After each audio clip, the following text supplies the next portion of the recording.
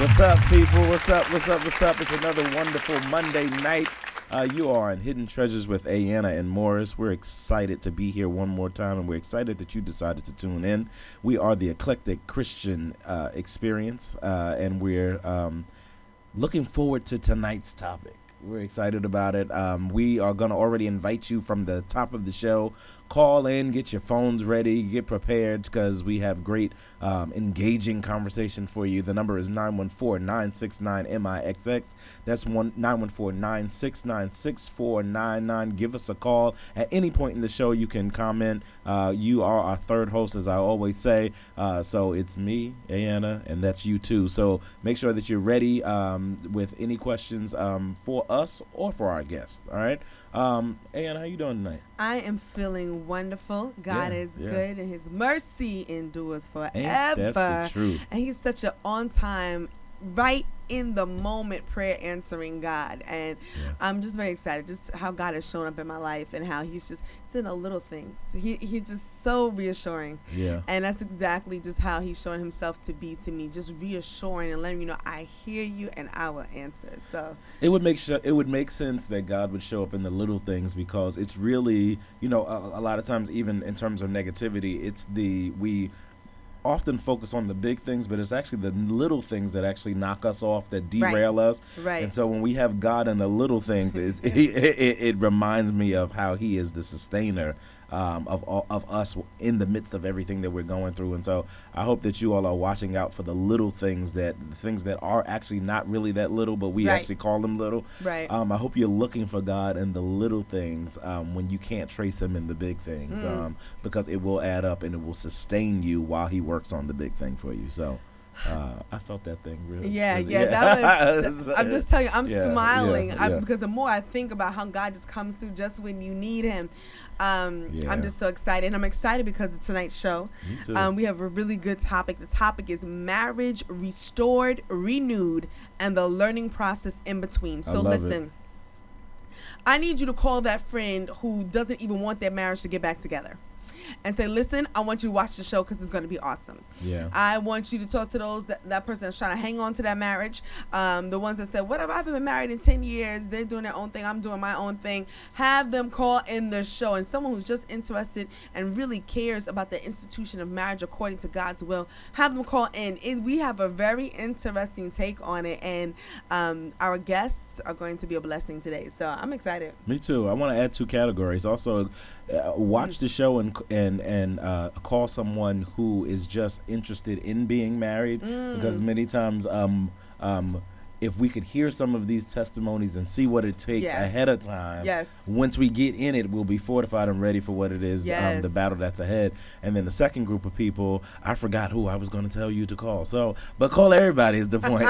You call and make sure that you are tuning in for this show.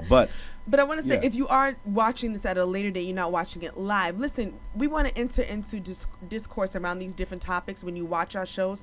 Please feel free to comment on YouTube. True. Send us an email, hiddentreasuresam@gmail.com. We would love to just even bring back some of the topics and questions that were asked and bring them back onto the next show and just mention it at the beginning of a show. Point. We had somebody ask a really good question on one of our videos recently. See, listen, do it, write it down, and you know what? We're going to start doing that. We're going to bring, if you want your name to be known, we'll mention your name, but we're going to start bringing that in, so make sure you make that happen. Good stuff. So we're going to a What's Happening Now segment, and you'll recognize the show and the person, I guess, who's the main focal point. Her name is Cheryl Underwood. Many of you may be familiar with her and with what this topic is, but we're going to go to the video. We'll come back with our perspective. Hopefully you'll come back with yours as well.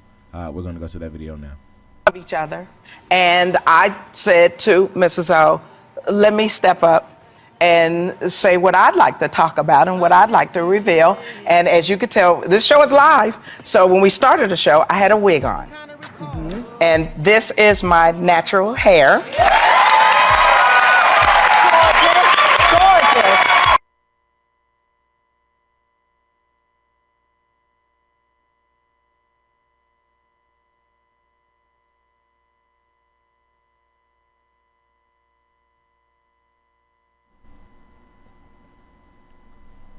Hey, so Yeah, that wasn't all we wanted to show you, obviously. But we had a little bit of technical difficulties. But I guess we can kind of recap what happened. Essentially, Cheryl Underwood, some months ago, made some comments that many felt to be derogatory with regards to the texture quality of black women's hair. I didn't realize that. Yeah, this is how this started. And Twitter, Facebook, social media went in mass hysteria over the comments that she made because they were seemingly derogatory. She basically said, "Who would want black women's hair?" is what one of the comments was. And she talked about, her wearing the weaves and nobody would ever see her hair, her natural hair and things of that sort. And so everybody kind of went up in arms about it. I'm going to jump out there and say, as they should. And I guess since then she, took the opportunity to mull over, I guess, what had been said, what had been done. And what we weren't able to show you was that she then openly apologized for her comments, but it went a little further than apologizing. Obviously, you saw that she wore her own natural hair, but she also recognized the error in her ways. She recognized that they were ignorant comments that she made, and that she needed as well to embrace. You have that now? Yeah. Okay, so we actually have it. I want to make sure that we do this justice, especially because it's surrounding someone and their comments. I don't want to misrepresent. So we're going to play that video, and then we're going to come right back at you. And say what I'd like to talk about and what I'd like to reveal. And as you can tell, this show is live. So when we started the show, I had a wig on. And this is my natural hair.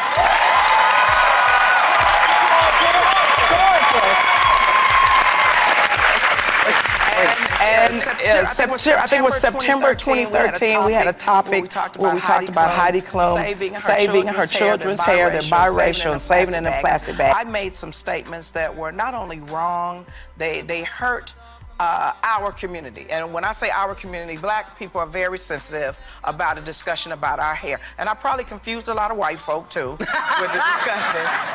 And Chinese. That's right. That's right. Who don't know hair? If y'all don't know hair. And in my comments and trying to explain, but it was juxtaposed against statements that were very, very hurtful, and to come out of the mouth of a very proud black woman, I was wrong.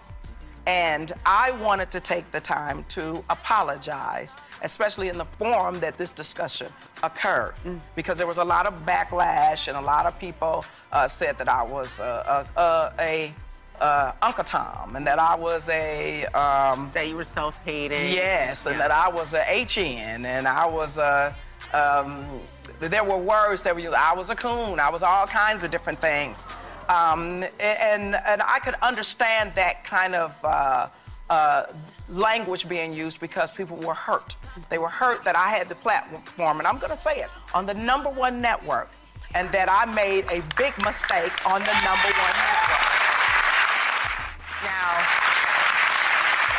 you, Cheryl, actually gave me a copy of your apology, and you've asked me to read a portion of it before you explain to everyone the full story. So let me just read this on behalf of the #1 network and Cheryl Underwood. Now, this comes from Cheryl.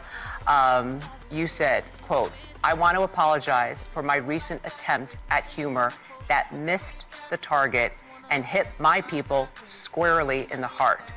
To all of you I say I'm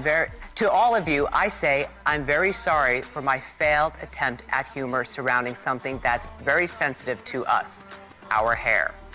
I could use this time to try to explain the intent of what I said, but misunderstanding aside, the way the joke came out offended my people and my community, which was not my intent."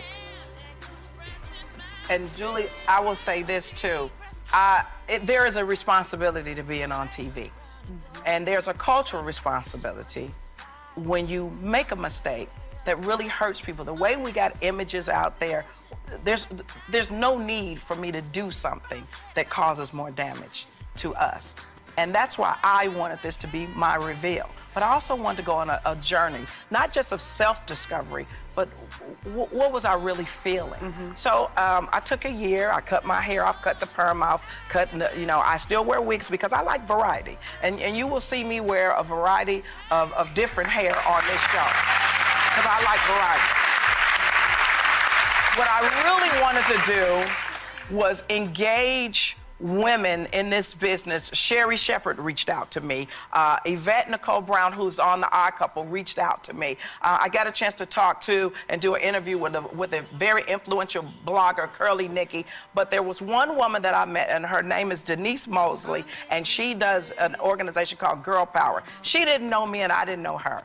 And in this firestorm, she sent me a phone number, and she said, let's talk, so I could talk about my feelings and show how we can make amends. I think that if you hide behind something, then you are a coward. And I wanted to show that I was strong enough to take the truth about what people were saying, and on this network and in this chair say, I am so sorry to my community and my people for hurting you, and I'm asking you for forgiveness, and I will work hard to make it. And I'm gonna wear my hair like this for the rest of the show.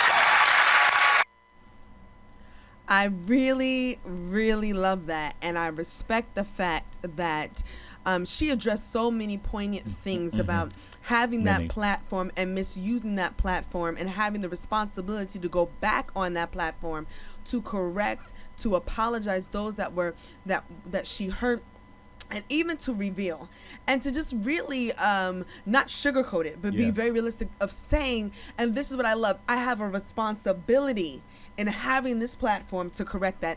And I think we were talking about someone else or something else or another thing a couple of shows ago, but we kept talking about the responsibility last week of your calling, of your platform, of where you are. And for her to, I applaud her for that. I applaud her for that because obviously it's Black women's hair is so misunderstood by people of all races. And if we ever understood, including Black women, and if we understood, and so I don't fault her for what she did, the joke about it or whatever, because every joke was a bit of seriousness. But if we understood the strength that is in Black hair, the purpose of Black hair, just the fact that it's different and that's the way God created and it's uniquely designed, I appreciate her for everything she did.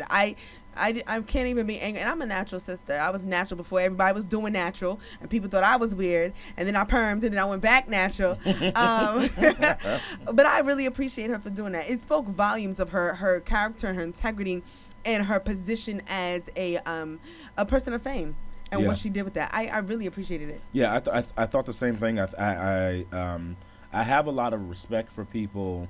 Not people who are perfect. I have a lot of respect for people who make mistakes but know how to correct them. Yes. And so for me, I choose not to really focus on what she did wrong. I'm more impressed by what she did right. Yes. Which was by, I like what she said when she said the same venue that was used to make the statement, I have to use that same venue to correct it. And so many of us, or many people, would, I'll print an apology, in some magazine, or I'll write an article somewhere else. But no, it was done on the television. It was done on this network, and that's the way that we're going to address it. So we've done the hair discussion before, and I'm not opposed to the hair discussion. But for me, it wasn't really about hair. For me, it was a portrait of how you make things right. And I think that we live in a society that throws rocks and hides. And I think that we need to do a better job, especially us who believe in Jesus Christ. We're called not just to forgive, because we focus on that a lot, but we're also called to ask for forgiveness. Yes. A lot of times we're trying to get stuff from people that we've never asked for, know. And so there was a level of humility that I just saw in the video. There was so many layers that I saw. I loved it. Like, honestly, I really appreciate her for doing that on so many levels. That's such and she didn't have integrity. to. She could have just kept going. Right. Yeah. So, okay, that's just the usual thing that goes with the territory. On to the next thing. And it would have blew over, because that's what we do. Yeah. Yeah. I really appreciated that. I Yeah. thought that was awesome. Yeah, I thought it was awesome as well. So, you ain't watching, or maybe you are, but shout out to Cheryl Underwood. Yes, we love you, girl. Shout it out. But that's what's happening now. Yeah. So we're going to take you about what's happening in the community. I'm glad we were able to watch that in its entirety because that was important. Let me let you know about a couple of things that is happening in the community so you can take advantage and be a part. October 10th, that's only in a couple weeks. What is that, 2 weeks from now? Oh my gosh. Abundant Love Church is sponsoring a trip to Lancaster, Pennsylvania. We've been talking about it, Sight and Sound, showing Joseph. I think there were nothing but like 6 seats left, so we pretty much packed out the bus. But if you want to get in at the last minute, say, listen, I want to go. 718-313-6051. Call. There's still room for you. Let's eat, let's shop, let's enjoy a show. All right? That's in 2 weeks. The flyer's up on your screen. I gave you the number to call if you're interested. There is still time for you to go. Hey, guess what's happened the week after that? October 17th, the 1 to 2 Women's Empowerment Conference, sponsored by Today's Ministry Achieving Tomorrow's Triumphs. That's Team Matt. And I have the pleasure, I'm excited. I'm one of the speakers. My brother here is also one of the speakers. One of our former guests, she's also one of the speakers. Hidden Treasures is in the building. Oh my gosh, big time. Yeah. So listen, it's $25 in advance, but if you wait till you get to the door, it's going to be $35. It's still cheap. So hey, either way, there's no excuse why you can't make it. Tell your girlfriends, bring your church sisters, bring your best friends, everyone come on out. Don't just come alone, come with the crew. 917-749-7133, or you can also email tlc@tmat.org. This is going to take place in Briarcliff Manor in New York. Hey, there's room for you. No excuse. Go to PayPal. They are going to be taking cash and credit. No checks, please. They just want the real deal, okay? So, hey, come on out. And, hey, we got something else for you the week after that. October 24th, our very own guest here. She is an event coordinator. She's an event coordinator, and she is going to be sponsoring this event. So it's Farrah Destiny's Bridal of Mount Vernon. She is, they're having a wonderful show that's going to take place. It's an exclusive invitation to all faith-based churches. So listen, churches, we want you to come on out. The space is limited, okay? So you have to RSVP. You can't just walk in off the street. RSV registration, contact Cheryl Ellison at 347-495-6079. Okay, that's csdents@gmail.com, all right? Unfortunately, Groupon or Living Social is not accepted at this event, so bring your cash or your credit, and you can come on in up to 50% on all purchases with a generous donation to your organization. So anybody's about to get married soon? Hey, you want to come check this out? Exclusive invitation to all. You about to get married? Hey. Come on out, faith-based churches. You see the flyer up on your screen. There's the information. If you're interested, listen, go out. That's what's going on in the community. If you want us to share your event, look, we have October on lock, but there's things happening in November that we're going to start to announce to you. We have a couple of food drives, holiday drives, things that are happening, and so we're going to be announcing those soon. But if you want us to announce your event, you know what to do. Email us at hiddentreasuresam@gmail.com. Yeah, you missed one. I'm gonna force you to do I missed one. I'm forcing her to do it. I didn't mean to do that intentionally. Guess what, guys? That's our word for today. You'll find out why I'm forcing her to do it in a second. So a couple years ago, you know, I'm a spoken word artist and author. And a couple years ago, I dropped my first CD with a fellow artist, and it was entitled "It's Time." So guess what I've done? I've remixed it, updated it. There's some phenomenal music. So if you know me and you bought the CD, hey, it may be the same words, not the same music. You're going to want to get it. And this is the downloadable version. Yeah. So I want you to go to cdbaby.com. I want you to go to iTunes, Amazon.com. Look for It's Time Remix, and there's my beautiful face right there. Spoken word, download it. It's only $4.95. So go be blessed and share it with somebody else. $5. You can't even get a Big Mac for $5. Come on now. And this is better for your spirit than a Big Mac is for your body. Come on now. Hey, I didn't even mean to do You made that. thing right. Yeah. Go ahead, Jesus. Just put it all together.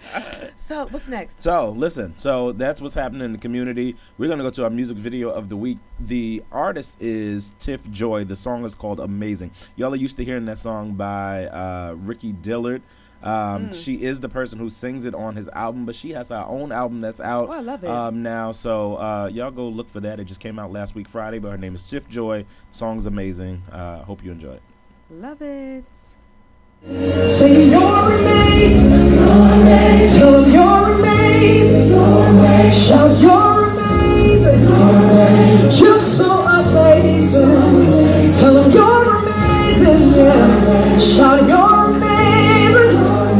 Tell them you're amazing. You're so amazing.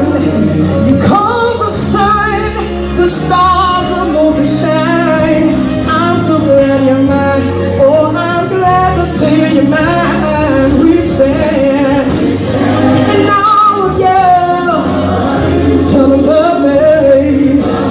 And the things you do. Somebody say you're holy. Worthy is the Lamb who was slain for me.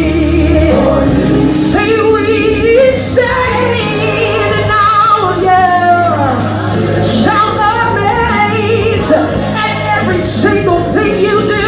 Somebody say you're holy and worthy is the Lamb who was slain for every one of you and me.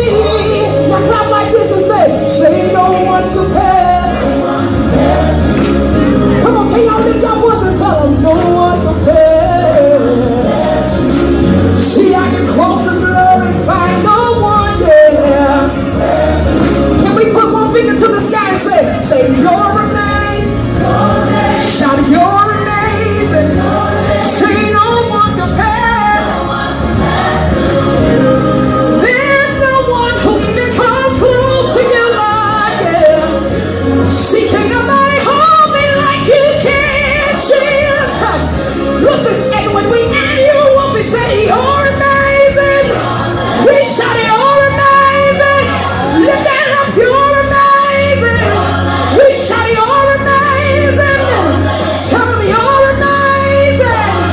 Shout you're amazing. You've been so good. And you've been so good. We say you're amazing. We say you're amazing. You're my keeper. You're my deliverer. My mind regulator.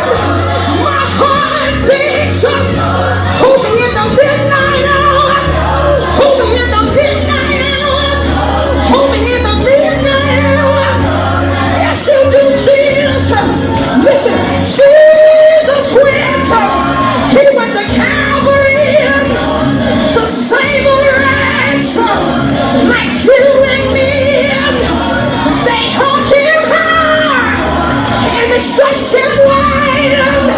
He hung his head for you and me. He died. Watch this, but that's not how the story ends. 'Cause every day, you know what happened. He rose with that power. I'm talking about saving power. I'm talking about healing power. We say you're amazing. We shout you're amazing. The Bible says, for yea, though I walk through the valley of the shadow of death, I fear no evil. 'Cause you are with me. Your rod and your staff, it comforts me. You prepare a table right in front of my enemies. Now that's amazing. We shout you're amazing. We shout you're amazing. You've been so good to me. You've been so great to me. We say you're amazing. Shout you're amazing. Now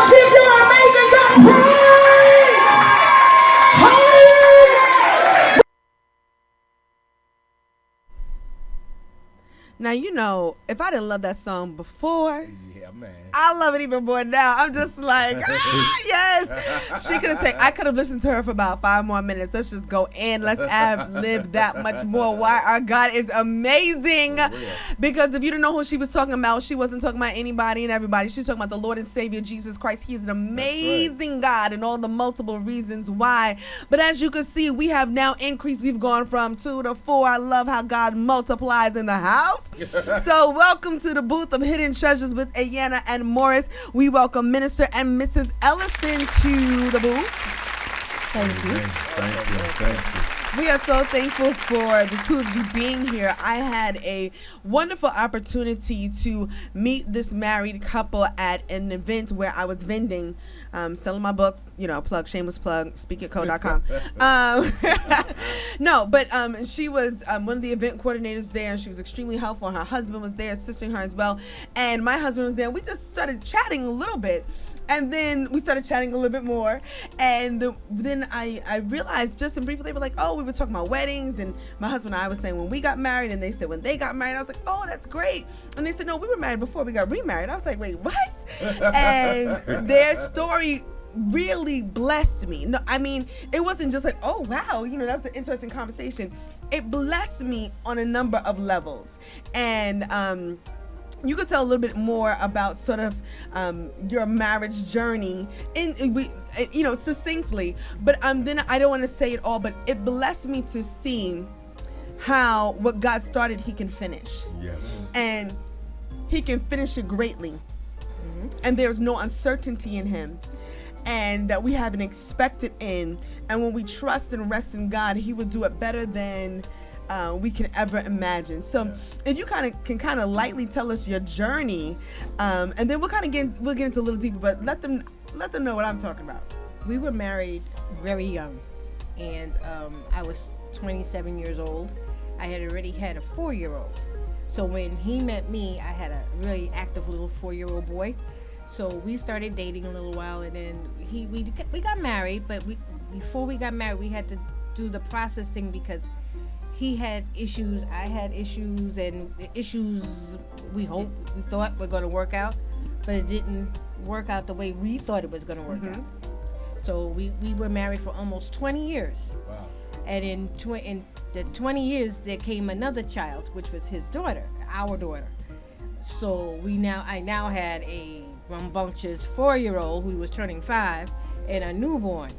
So I had to learn what it meant to be the mom, still a daughter to my mother, because my mother was still alive, his wife, and then still try to pull it together and go to work. And when you're married young and you have 2 small people, it's hard to try to mingle everything together, to mesh it together, to make it seem like it's going to work. So we went on for 20 years. He was the deacon of the church at that time, which was our old church. And things did not go well. We bumped heads. The kids were getting older. They were getting out of control. And I always remember this a sermon that came to our church. A guy who came to our church who said that in order for a marriage to work, the male has got to be the head of the home. He's got to be the priest in the home. He's got to be the provider of the home. And I'm thinking, okay, so he's got 2 out of 3 going, and being honest, but it wasn't the same because my son was starting to rebel. He didn't want to go to church anymore. He didn't want to have anything to do with church. When we went to church, the first thing that the kids at church would say to him was Robo-Deep. That's what they called his stepbrother. And the sermon that I heard said, God is going to take the husband and let him be the first partaker of everything. So therefore, that means the finances, the social media of the kids, social media of the wife, the social media of the home. What did that message mean to you? What did that? It meant to me that I had to step back, which I really wasn't doing because I had watched my parents go through a very rocky marriage. And my dad died when I was young, but my mother was the strong point in the family. So wait, before we even take us through those briefly. Take us through those first 20 years. So 20, and I didn't realize that the first time you were married was 20 years, Yes. but young. And I love how she mentioned the multiple factors. Right? It's a blended family. She had an active son. These are all things that are very real. She was young. She saw one aspect of family and marriage, and so she's trying to learn to be all these aspects. What about you? Well, in that is what I had came to learn Jesus as my Savior. But I had my priority all backwards. See, God tell us Him first, family next. See, I put Him and the church, not my family. And see, and as a husband, if you don't be there for your kids, they need the role model. I had issues, she had issues, and sometimes we as men try to make the woman what we want her to be. And vice versa. And then we're looking for that person to make us whole, but no one can make you whole but God. Yes. See, first of all, you have to realize who you are and what you are in God in order for the marriage to work. So after that, we got a divorce and stuff. So she went her way, I went my way. Now the family's torn apart. I wasn't speaking to my son for about 15 years. Wow. She wasn't speaking to my daughter for about 7 years. Wow. So now the family is torn apart. Wow. So what God had to do is work on me. I had to look at my issues, and I had said, all right, God, this is what you want me to do. You first, family next. Then I had got remarried. I got married again, but through that marriage, God taught me how to be a husband. See, men sometimes don't know how to be a husband. Your wife, if she is sick, you're supposed to be there. You're supposed to provide for her. You're supposed to take care of her. As my wife now, which we're remarried, I learned how to be a provider. I'm learning how to be a husband. See, I had to go through all these steps. See, but if God is in the picture from the beginning, He will bring you back around. That's how He brought us back together. And as God bring you back together, God can fix anything. And what I found out that even in the churches is made up of family. And the family in the church is torn apart. And what God is want to do is restore the whole church body. We are sisters and brothers. We might not have the natural father or the natural mother, but through the blood of Christ, we are sisters and brothers. We shouldn't be fighting with one another. We shouldn't be arguing with one another. We should be encouraging one another to do what God have us to do. You know, sometimes it is very different because sometimes we think, God, you're going to come exactly down this way and it's going to look like this. And if it doesn't look like this, then I don't know what to expect. Yeah. And even in the midst of, and this is what I'm hearing, sometimes us going our own way, Yes. God would, in that season of your life, allow you to learn what He's calling you to be. And it's almost like if you rest in it, because you said you had to learn in your second marriage in sickness and in health, right? All the way through that point. And in that taught you how to be a husband, how to be caring, how to be loving, how to be a provider. And sometimes we don't see, God, where is this going? Like this, God, this is not you. This is not what you called. You said this, blah, blah, blah, blah. But in the midst, if we rest and trust in God and say, okay, God, I need you to work on me. And both of you have said that differently. We both are like, you know, we need God to work on us. God worked on her, God worked on me. When you kind of give yourself time like that, God begins to mold things in a very different way, you know? You know, this for me, you know, what I'm hearing is it's an amazing story of reconciliation. But in order to reconcile, there's something that has to happen, right? The two people have to, or at least one in the beginning, has to humble themselves enough to acknowledge some wrongdoing in order to get to this next place. So I'm curious to know, like, how did we get from second marriage to you all now coming back together? And did the family completely come back together? Yes. Oh, yeah. So I want to make sure our listeners have the gaps filled in. Well, what happened was I started attending Bible school at my old church, and I had a phenomenal teacher. She became my best friend once we got a divorce, and that was the funny part. So she was teaching a class called Peacemakers 1 and 2. And she kept telling me, you need to take the class, you need to take the class. So I said, okay, you know what, just to keep her quiet, I'll take the class. The first 2 assignments that we had, I looked at her and said, okay, I'm going home, not coming back, no problem. She said, no, you have to stay. And in the first segment or in the first semester of the class, I had to learn to let go of stigmas. Stigmas can destroy you as an individual, can destroy you spiritually, emotionally, financially, and physically. And I had to learn that the stigmas that I grew up with, I carried it into our first marriage. So being told that you can't amount to anything, you won't amount to anything, you too short, you're too fat, you don't look like your sister, you don't look like this person. It stayed there with me. It took me until I was 62 years old to get rid of those stigmas. Wow. And at that point, by that time, the teacher, she decided, she says, okay, the next semester you're gonna take the next semester. And I'm like, yeah, okay, whatever, you know. I was just doing it just to keep her quiet. Yeah. But then I realized she who being who she is, she's a mediator for dysfunctional families. She's a mediator for people who have to deal with issues like bad marriages, disturbed kids, living and dying. She's a mediator for all that. So I looked at my divorce as a death, because it was a death. It was, you know, he wasn't there anymore. I still had the kid. Well, I still had one child because the oldest one had gotten married. So I still had to deal with her on a different level than what I needed to deal with me. But I still had to deal with me. Right. So once I got through the segments of identifying the stigmas, identifying what hot buttons will push, what people will push my hot buttons, what will trigger me to just go off, and Right. because you know your hot buttons get you into trouble. I know that's right. You say something before you think it, Yes, Lord. and there's no way to take it back once you Right. say it. Right. So then, at the end of the second semester, she says, well, everybody's gonna write their term paper and this and that. And you pick your own topic. I mean, I picked my topic. And then she looked at me and she said, you are not gonna write that topic.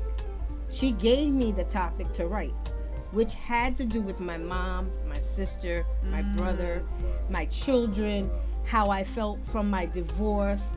And when I wrote the paper, when I started writing, I said, well, God, you know, I don't know really how to write a term paper. The only time I wrote a term paper was in nursing school.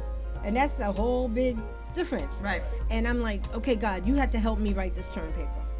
And once I wrote the term paper and she read it over for me, corrected my little spelling errors, turned it in, I got an A. I was really surprised. And I said, okay, this is cool. Now I'm finished. I don't have to do anything else.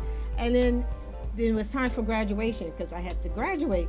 And then she said to me, she said, you know, graduation, this and that and the other. And I was like, okay, so, you know, I'll be there, no problem. But lo and behold, in all the fixing that God had to do, and all the tearing down that he had to do, and all the removing that he had to do, I wound up being the salutatorian for graduation. So I had to use my testimony as a way to reach other women who are sitting in the church who are depressed because they got a divorce, depressed because some man left them, depressed because their children, you know, they got the empty nest syndrome. But it was more acknowledging that the stigmas that you had are still there and you need to let it go. But what I realize is, and I heard in the early segment of your program, we have to ask for forgiveness. See, that's the biggest key in Christianity is forgiveness. You have to, first of all, own up to your mistakes. Yes. See, and most of us don't want to own up to our mistakes. We want to sugarcoat it. We want to go in the Word of God to find the scriptures to fit your own need. But the truth is the truth. If you made a mistake, own up to it. Ask for forgiveness. And this is what we had to do. Once she called me, we started talking over the phone. So she asked me to her graduation, but I couldn't go for her because I had a service at our church. Then after that, we started dating. After 3 days, I said, we're getting married. See, because I can see the change what God had made in her, and she can see the change that made in me. Now, if I didn't see no change, I'm too old for mess. I don't need no drama. I know we're going to have drama anyway, but some drama you have to avoid. But as we begin to talk and we begin to date, we begin to talk about things of God. And see, first of all, even though we're two different individuals, you got to have one thing in common, that's God. See, if one is going for God and the other one is going the other way, you got a big problem automatically. You know, your wife, Mrs. Ellison, she talked about, and I hope people are getting it, how there was classes and teaching and dealing with self and breaking down and building up. And a lot of times when we think about marriages, I think we talked about this on one show, you're always looking outside of yourself to the other person. What was it for you that caused the changes to come in your life? Well, after we got a divorce, I said, Lord, I'm just going to be singing along and do what you want me to do. Because God called me to the ministry and I was trained. I didn't want to be no minister. I don't want to be no preacher. All I wanted to do is just sit in the back, praise God, and go home. But when God got a call on your life, you best to answer the call, because the Word of God tells us it's hard to kick against the prick. So you're finally going to do what God wants you to do. So I met this young lady in the church that I'm in now. And we started dating and stuff. We used to sing in the same group. So we got married. And she had breast cancer. She survived the breast cancer. Then she began to have diabetes and stuff. And then she had a stroke. And that stroke took a toll on her. And when I went to the hospital, the doctor said she wasn't going to live. So I said, well, whatever, God, this is in your hand. But God allowed her to live another 6 years. During that 6 years, I had to learn how to be there for her, take care of her. If she needed a bath, whatever she had to do, that's what I had to learn how to do. And I found out people, especially men, when they're married to a woman and she's sick, first thing they want to do is book. But our wedding vow says through sickness and in health. So that means that you have to stay there. And that's how I learned how to become a man and to take care of my family. So interesting how God does it differently, right? In the process, in the making, and as he was teaching you how to pour out, God was pouring into you to make you the husband that you said you need to be, to now pour back into the building up of your family. And I think that's such an awesome, I'm kind of blown away. I mean, if anyone's just tuning in, you know, our topic today, we're talking about marriage, restored, renewed, and the learning process. And some of the things that we have been mentioning now, we've been talking about the learning process. And I think it's really key. If you're listening, whether it's you want your marriage, you're separated, maybe you're divorced, maybe you want to hold on to as much as you can, one of the major things that keeps coming out is how do you look internally? Look at yourself. Think about, okay, God, what do I need to deal with? And some of the things may not even have to deal with your marriage first. It may deal with the past. Maybe God would bring you something new to show you this is what I need to change in you. I think that's so phenomenal just to see. I mean, this is real life story being shared. You know what it is? I'm sorry. I was raised with I'm a child product of having bishops and reverends in my life. I have an aunt who's a reverend. She's like the adopted. She is the aunt that I know of. And then I have an older brother who's adopted, who's a reverend. His wife is a reverend. And I had 4 godfathers who were bishops. So my thing was, I knew what it meant to be the wife of, but I didn't know how to be the wife of. So, you know, when you're growing up, you say, okay, he's my godfather. That's okay. Yeah. But he's the bishop. And see, I had to learn that there's a time to reverence the bishop in its title, and reverence the man as the godfather. And the same with my husband here. When he told me he was a minister, I said, God, I am not ready to be a minister's wife. Me and God had a long conversation. I said, I am not ready to be a minister's wife. And then the first thing God said to me, he says, why not? because I can reach other women who are in the situation that I was in. He just because he's the minister doesn't mean that I can't minister. That's right. He's the minister. That's his title, but I can minister to other women, Yes, yeah. other young women, women who were unwed mothers, because I was an unwed mother first, and then I became a wife. Then I became a divorced person. Then I became a grandmother in the midst of all that, and then now I'm a wife. So I can actually minister to other women who are going through the transition of trying to find themselves. Yeah, all of this whole thing reminds me of the scripture that says, "I know the plans that I have for you." Right, but at the same time, it also reminds me of the scripture that talks about the steps of a good man being ordered by God. And sometimes we don't understand how those two go together. How sometimes God can order our steps in a way that we don't quite understand, but there is a plan that is at work in our lives, and our responsibility really is to surrender to that process, trusting God for the outcome. And sometimes that can be hard because the steps can lead you to some places that it's like, how did I get here? Right? You know, because we Yeah. are the proud parents of a 40. Well, he'll be 41 tomorrow. A 41-year-old who has 4 daughters. Wow. And a 35-year-old daughter who has 1 son. And in the midst of our grandkids, I see the turmoil and the trouble because they're going through, their parents are going through what we went through. And so it's like trying to pull everybody back together. I mean, the grandkids are always calling Grandma, how you do this, Grandma, how you do this, or they'll call him and ask him, or Grandpa this, Grandpa that. That's what I want to know. What has the renewal process been like? Yeah. We talked about how God had restored it, the learning process, and you said interesting. Interesting. Yeah, I'm sure. What were some surprises? What made it interesting? This whole renewal process. What has it been like? Well, with me, I got a chance to see my granddaughters. See, the last time I seen them, there were 3, and one is 22 now. Wow. How God restored that relationship back. And as a grandfather, if you have to be there for your grandkids, most of the time I was always gone. Even with my own kids, I was more at church than I was at home. Sometimes we have to prioritize things. Balance. See, sometimes you have to spend quality time with your family. We have to spend quality time with the family, and I wasn't doing that. Every time the church door was open, I was there. Well, my family eat or not, I'm gone.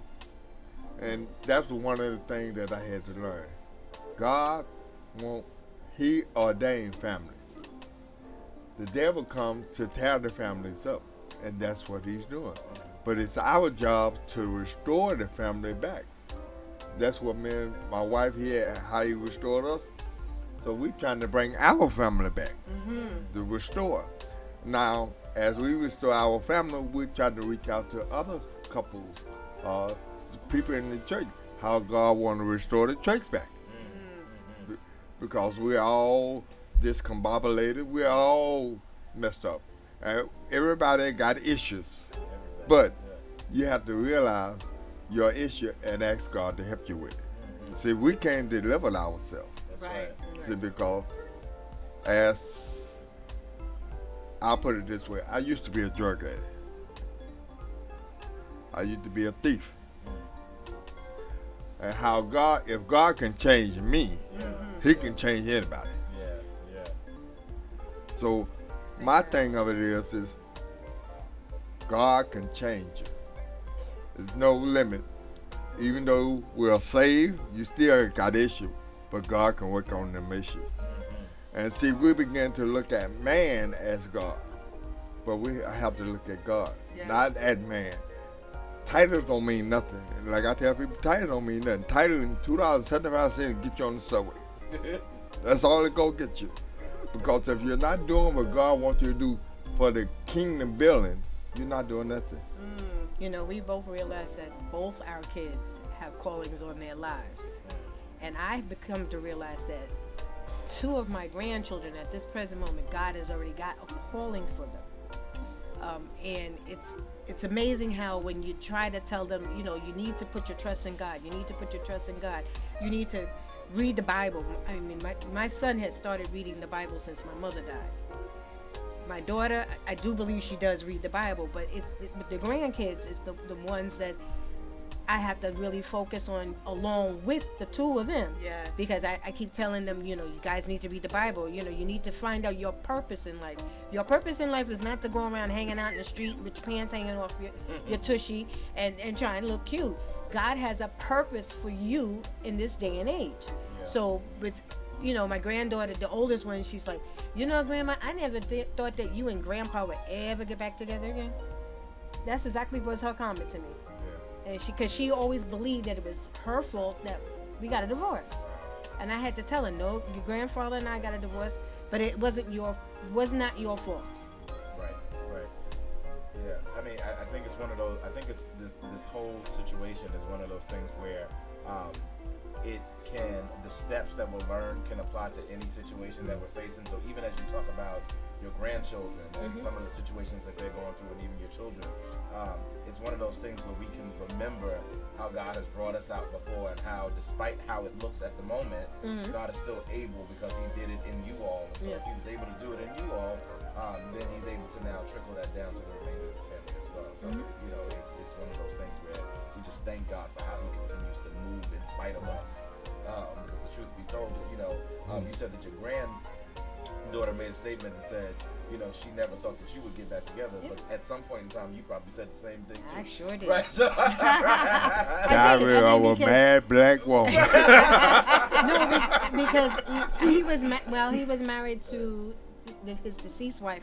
I was dating someone, and that person, you know how people come to you and give you this illusion that they got this on the ball, and towards like I think the 6th or the 7th year of our relationship, it really got sticky, because it got to the point where I told him, I said, you know, and if you don't want me, walk away. I said, because if you continue to stay or come around me and abuse me, I abuse back, I hit back, I hurt back, I maim. And that's when I had to learn, Cheryl, you can't be the old Cheryl. Yeah. You have to be the new Cheryl. Because that's the whole purpose of Peacemakers 1 and 2, learning to get rid of the old and using the new. So that I had to apologize, and I said, listen, I'm sorry, but you need to go. Yeah. You just need to go. And he went. You know, I was telling our guests, as usual, the show always goes so quickly.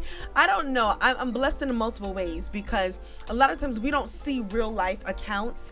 And just know that even your lives together is a testament to, and is a testimony to, not only your children, but also your grandchildren and other people who are observing as well. And it's a blessing to hear so much. There is a process. There is a learning process. There is a tear down and a build up in Christ. And when God tears away at things to build you back up, He makes you greater and better. That when He reunites and brings wholeness, so you can be a testimony for what God can do, not just in your family, but in that much more. And what greater faith to have, to know that if He can restore you, that His promise is also to your seed, that He will also restore your family. And I mean, for anyone who thought this is done, I don't want this, whatever, let's move on. Both of them had extended relationships in different ways in between, but God was working out a plan as He was creating, making, and molding them.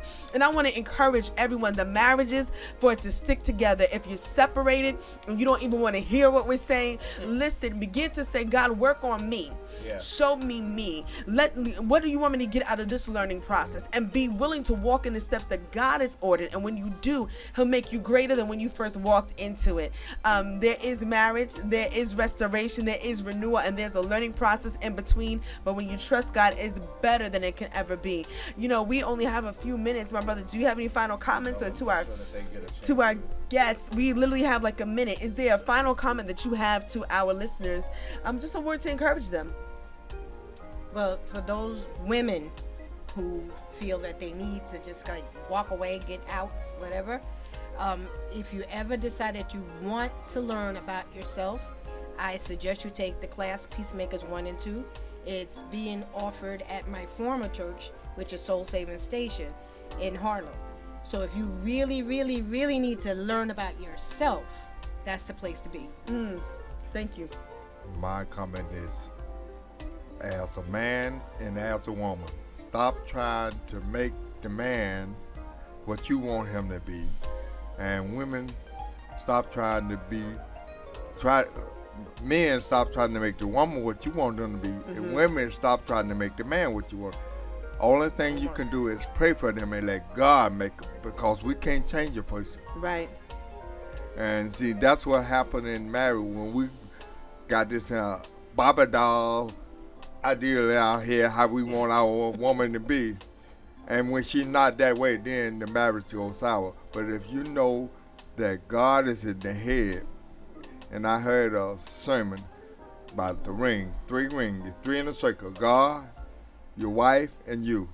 Keep everybody else out of it. You heard that? Keep everybody else out. Just the 3 of you. God, the husband, and the wife. With that being said, another fabulous Monday with Hidden Treasures. Until next Monday. See you then.